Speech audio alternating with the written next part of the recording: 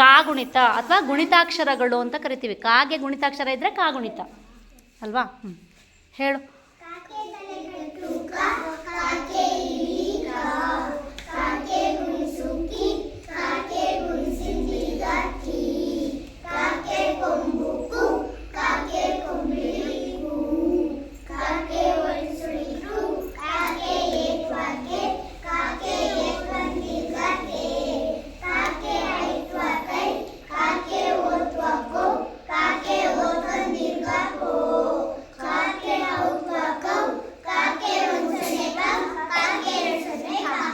ಕ ಆ ಕಡೆ ಲಾಸ್ಟಲ್ಲಿ ಇದೆಯಲ್ಲ, ಆ ಕಗೆ ಆ ಕೊಟ್ಟರೆ ನೋಡಿಲಿ ಈ ರೀತಿ ಇರುತ್ತೆ. ಇದಕ್ಕೆ ಇದು ಅರ್ಧಾಕ್ಷರ ಅಂತ ಕರಿತೀವಿ. ಈ ಕ ಇದೆಯಲ್ಲ ಅದಕ್ಕೆ ಆ ಸೇರಿಸಿದ್ರೆ ತಲೆ ಕಟ್ಟು ಅಂತ ಕರಿತೀವಿ. ಆನ ಅದನ್ನು ಸೇರಿಸಿದ್ರೆ ಈ ಕ ಆಗುತ್ತೆ.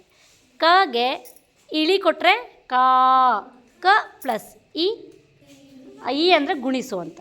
ಹಾಗೆ ಆ ಅಂದರೆ ತಲೆಕಟ್ಟು, ಆ ಅಂದರೆ ಇಳಿ, ಈ ಎಂದರೆ ಗುಣಿಸು, ಈ ಎಂದರೆ ಗುಣಸಿನ ದೀರ್ಘ, ಉ ಎಂದರೆ ಕೊಂಬು, ಊ ಎಂದರೆ ಕೊಂಬಿಳಿ, ರು ಎಂದರೆ ಒಟ್ರು ಸುಳಿ, ಎ ಅಂದರೆ ಏತ್ವ, ಎ ಅಂದರೆ ಏತ್ವನ್ ದೀರ್ಘ, ಐ ಅಂದರೆ ಐತ್ವ, ಓ ಅಂದರೆ ಓತ್ವ, ಓ ಎಂದರೆ ಓತ್ವನ್ ದೀರ್ಘ, ಔ ಎಂದರೆ ಔತ್ವ, ಅನುಸ್ವಾರ ವಿಸರ್ಗ.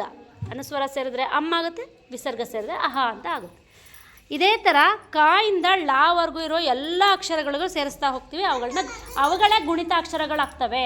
ಅರ್ಥ ಆಯ್ತಾ ಎಲ್ಲರಿಗೂ? ಹಾಂ.